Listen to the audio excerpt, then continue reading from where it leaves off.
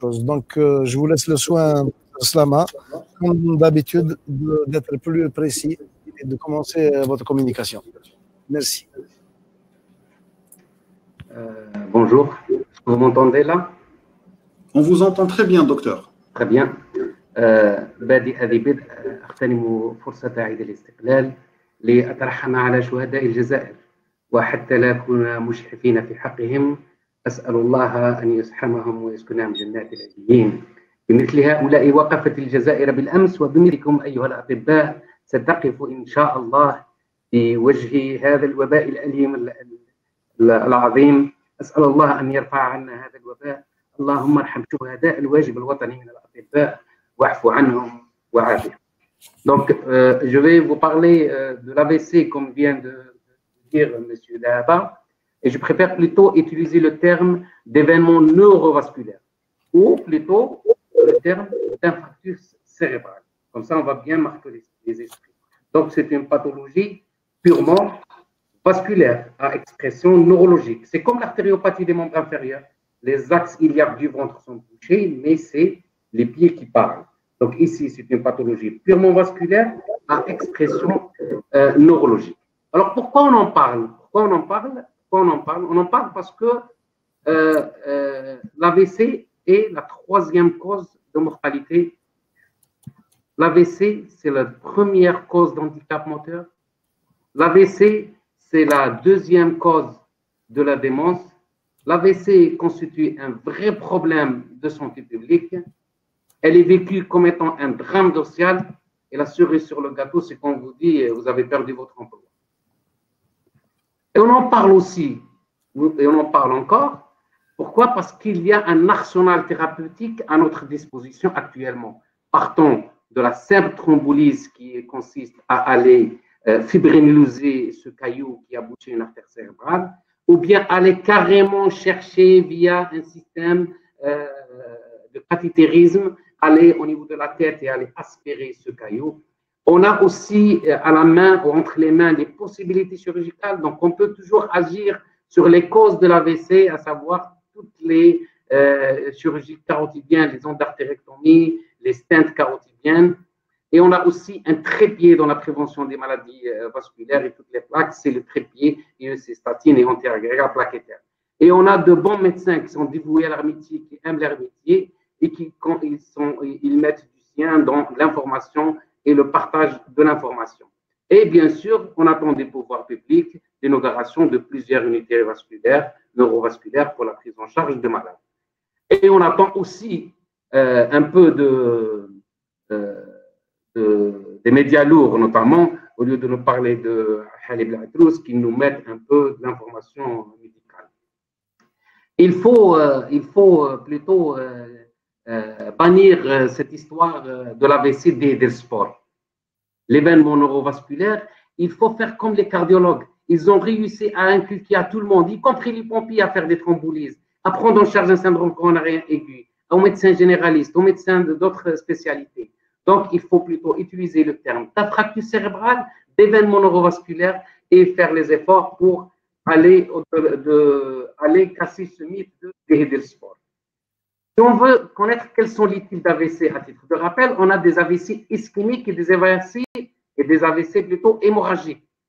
85% des AVC sont ischémiques. Les hémorragiques, il y en a deux types, soit l'hémorragie diminège ou bien l'hémorragie, c'est la rupture d'anévrisme intracrânien.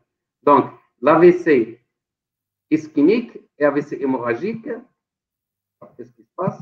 L'AVC hémorragique, on n'en parle pas aujourd'hui. L'AVC ischémique, il y en a deux types. Il y en a celle qui est transitoire, qu'on appelle AIT, et l'AVC constitué.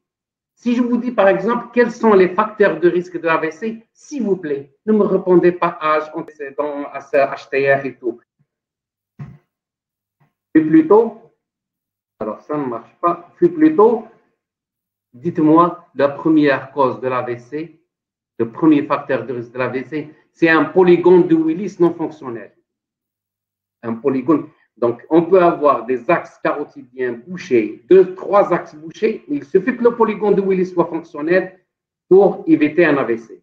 Pour regarder c'est quoi un transcrânien, c'est très simple.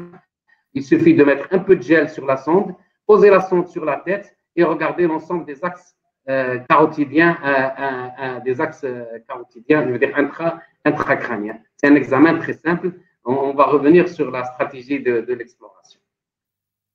Alors, il faut savoir que tout est fait pour préserver la circulation cérébrale.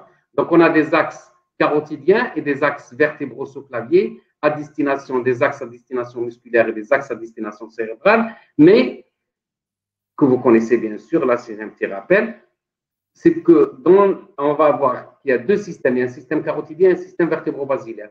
Tout est fait pour favoriser le système carotidien. Même le système basilaire travaille pour le système carotidien. Pourquoi? Parce que c'est là où il y a le lobe frontal, c'est là où il y a l'artère sylvienne, et c'est là où il y a 85% des pathologies, l'origine de la pathologie. Et même les artères qui sont à destinée faciale, ils ont des connexions avec les artères à destinée cérébrale, comme ici la cervicale ascendante, la cervicale profonde, comme ici les connexions via les vertébrales, l'artère occipitale qui va alimenter l'artère vertébrale, l'artère faciale qui, via l'artère ophtalmique, va alimenter la carotide interne en sens contraire. Donc, tout est fait pour favoriser la vascularisation intracrânienne. Donc, si vous avez un bon polygone de Willis, les anastomoses sont bonnes, on peut éviter facilement un AVC. Et même, on a des anastomoses corticales, tout ça pour favoriser le lobe frontal. Donc, si on vous dit un patient qui a fait un AVC, probablement à 99%, c'est comme polygone de Willis n'est pas fonctionnel. Maintenant, si on vous dit c'était un deuxième facteur de risque d'AVC, le deuxième facteur de risque d'AVC, c'est un AIT. C'est une chance quand un malade fait un AIT, c'est une chance. C'est une très grande chance que vous venez de voir, que vous allez voir un malade qui fait un AIT parce que vous allez lui éviter un AVC. Donc, premier facteur, un polygone de Willis. Deuxième facteur, c'est la chance d'avoir fait un AIT. Et bien sûr, en troisième lieu, c'est un antécédent d'AVC. Parce qu'il faut savoir que l'événement primaire n'est pas aussi fatal, mais la récidive emporte le malade. Donc, il vaut mieux, la chance de faire un AIT, c'est une chance. La récidive est fatale. Un AVC mineur, la récidive est fatale.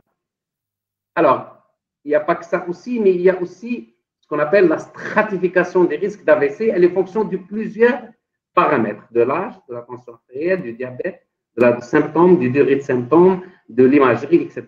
Donc, plus on avance dans l'âge, plus on a un risque élevé de faire un AVC. Plus notre tension artérielle est élevée, plus on a de risque de faire un risque d'AVC. On n'a pas de diabète, on a un risque faible. On a un diabète, on a un risque élevé. La durée, quand vous faites un AVC de 10 minutes ou de 6 minutes, donc plus l'AVC est long, plus le risque est élevé. Maintenant, comment reconnaître un événement neurovasculaire? Eh bien, l'événement neurovasculaire, c'est l'expression d'un obstacle sur les axes carotidiens ou sur les axes vertébro-basilaires. C'est-à-dire, on a un AVC d'origine carotidien. Donc, si vous voulez, après, on rappelle quels sont les signes d'un AVC carotidien et les signes d'un AVC vertébro-basilaire. Quand est-ce évoquer un AVC? Quand est-ce? C'est surtout le début brutal. C'est l'installation de symptomatologie neurologique de façon rapide, brutale, aiguë. Voilà, ici, vous avez un AVC ischémique probable sur le territoire début brutal, que ce soit sur le territoire carotidien ou sur le territoire vertébro-basilaire. C'est quand vous avez une cécité, une aphasie, un déficit de sensibilité moteur, la perte de vision. Mais parfois, on doute. On a ce qu'on appelle un AVC ischémique possible. Alors là, il faut chercher sur des signes qui sont isolés, vertige, des blovites, des artries. Eh bien, tout ça, je préfère que vous les considérez comme AVC ischémique probable parce que, en effet, l'expression neurologique nécessite une exploration scanographique et imagerie et Doppler qui est commune à toute la pathologie presque neurologique, à l'exception de quelques examens. Donc là, considérez plutôt comme AVC probable, notamment si ces signes sont associés.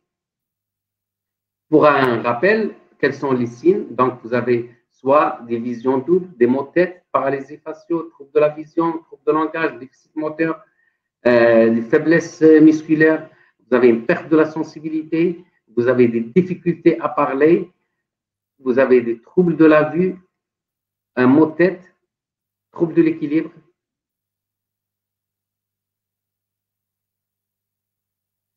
Pardon, excusez-moi, et un trouble de l'équilibre. Voilà, donc c'est un rappel des signes neurologiques qu'il faut rechercher. Et maintenant, c'est là qu'on peut se permettre, si vous permettez bien sûr, c'est une façon de présenter les choses, qu'on parle des facteurs de risque d'athérosclérose et d'AVC. C'est les facteurs habituels que vous connaissez, l'âge, l'HTA, le diabète, l'hypercholestérolémie, etc.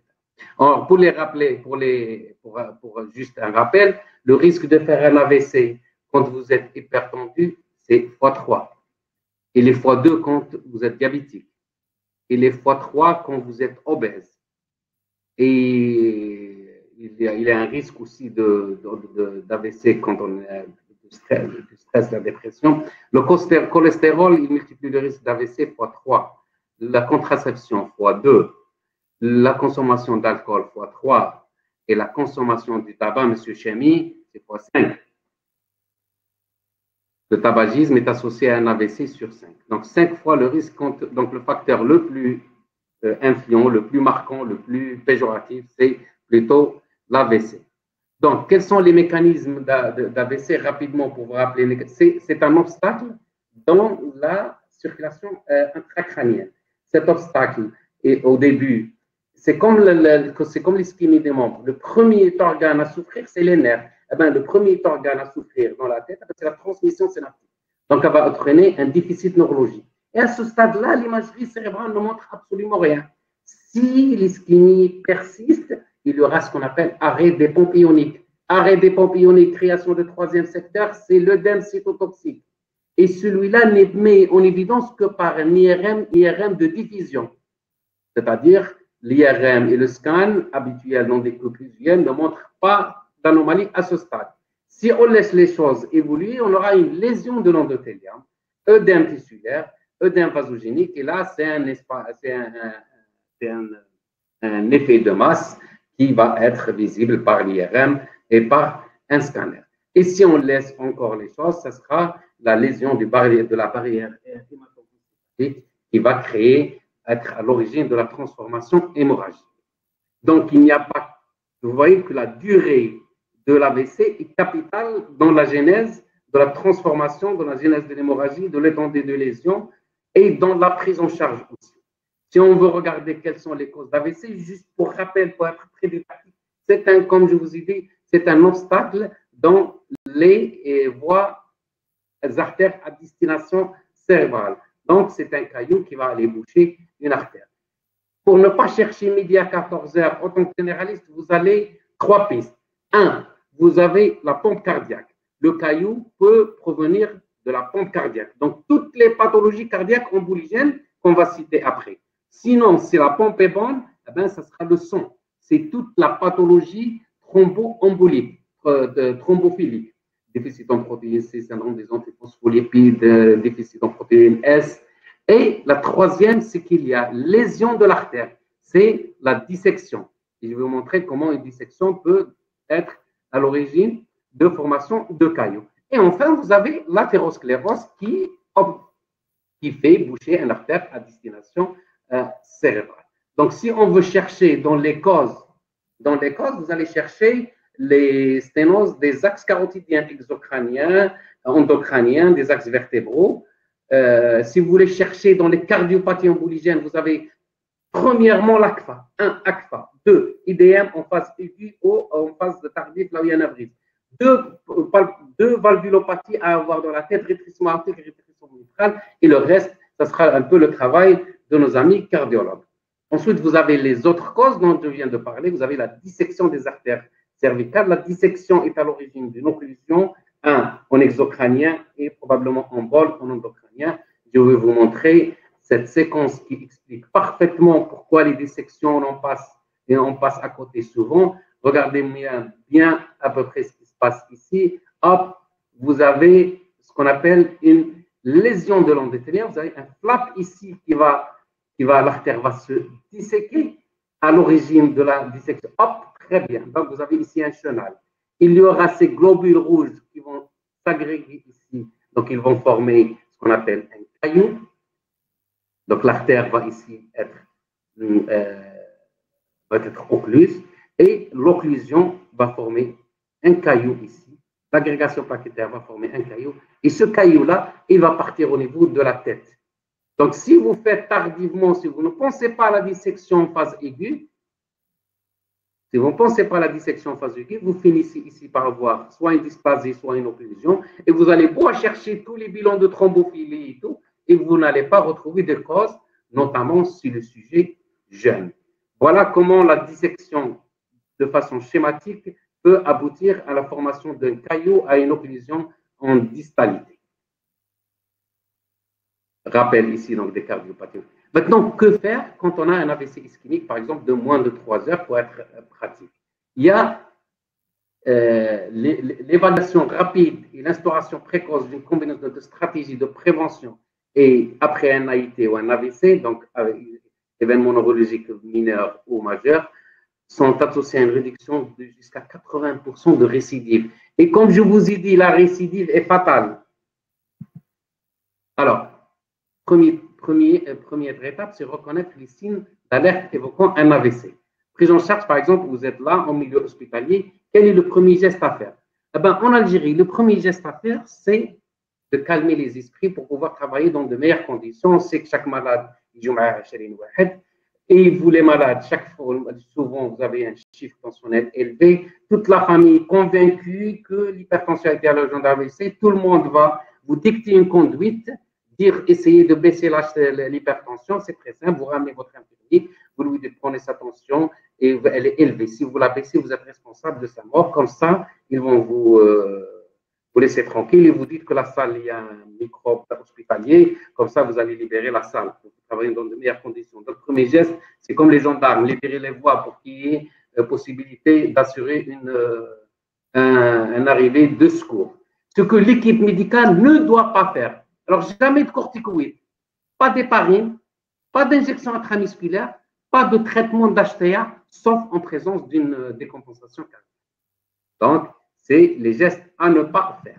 Quels sont maintenant les gestes? Quels sont les gestes à faire? S'assurer de l'absence d'une menace vétale. Évaluer le niveau de vigilance.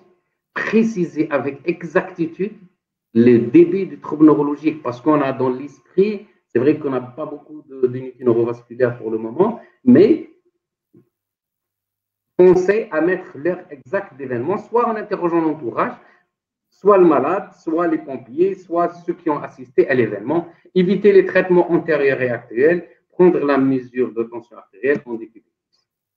Si on vous demande quel est l'élément important à voir après juste l'examen, c'est le trouble de déglutition. Parce qu'on peut avoir un malade en état de conscience normale, mais s'il a trouble de déglutition, c'est un malade qui est candidat à une hospitalisation au service de réanimation. Ensuite, vous allez évaluer par l'échelle de Nice, un H Nice, oui, et le score de Glasgow pour l'admission réanimation. L'échelle de Nice, il vaut mieux la noter, parce que c'est avec elle, avec ce score-là, qu'on va travailler l'éventuel thrombolyse. Libérer les voies aériennes, faire une perfusion dans la main qui n'est pas atteinte, préconiser une insulinothérapie si la glycémie est à 10 millimol, et l'HTA doit être respecté à la phase aiguë d'un AVC.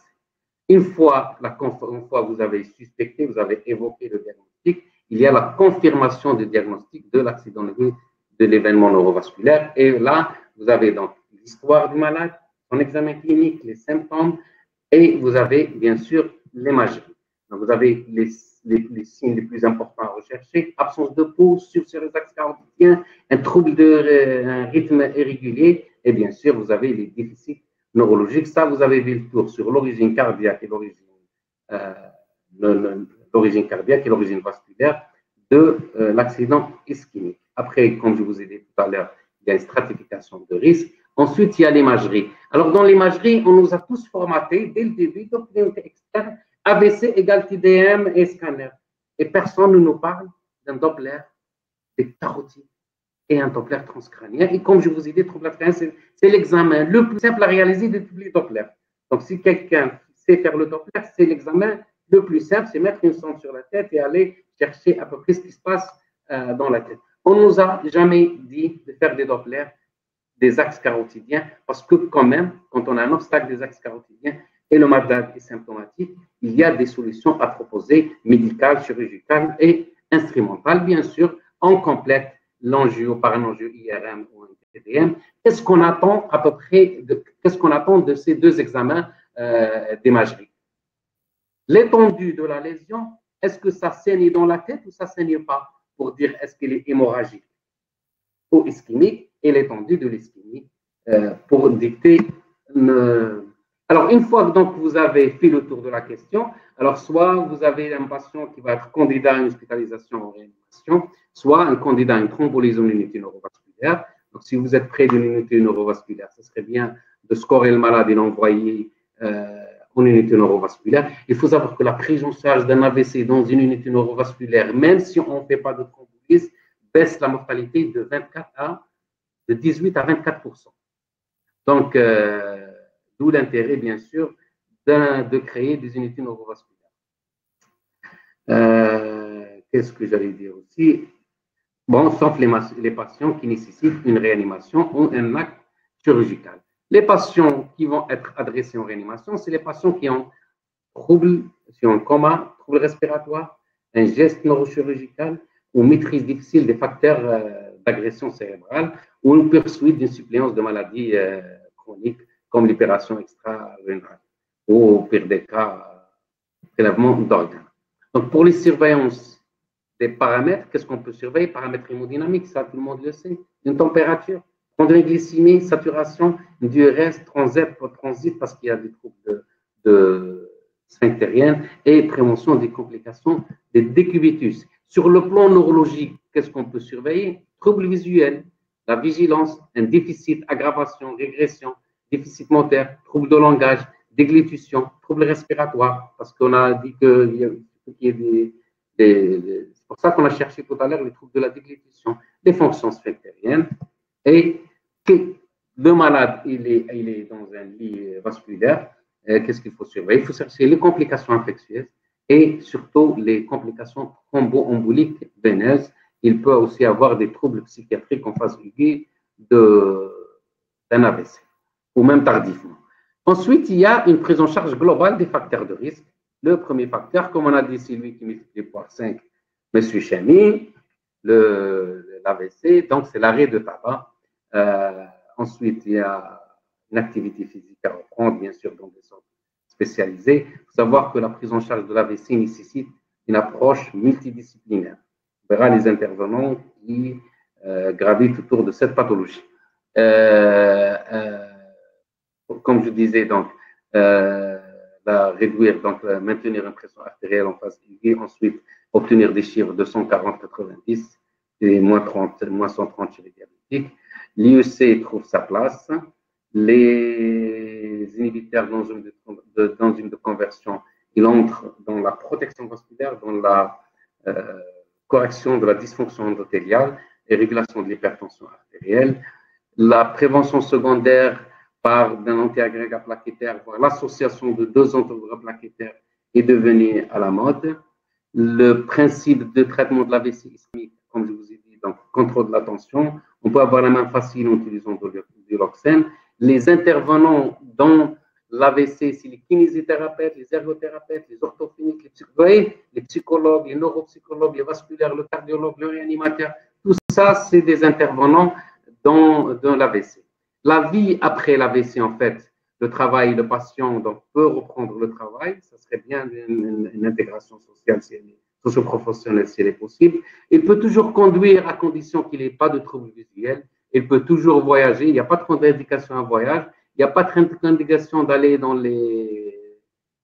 de prendre de l'altitude de moins de 1800 si mes souvenirs sont bons. Une activité physique est toujours bonne si elle est possible. Les rapports sexuels sont autorisés, même si un AVC après anévrisme. Voilà, je suis à ma 104e plaque. J'espère que j'ai respecté le temps qui m'a été accorder mes hommages à nos amis médecins. Merci. Merci.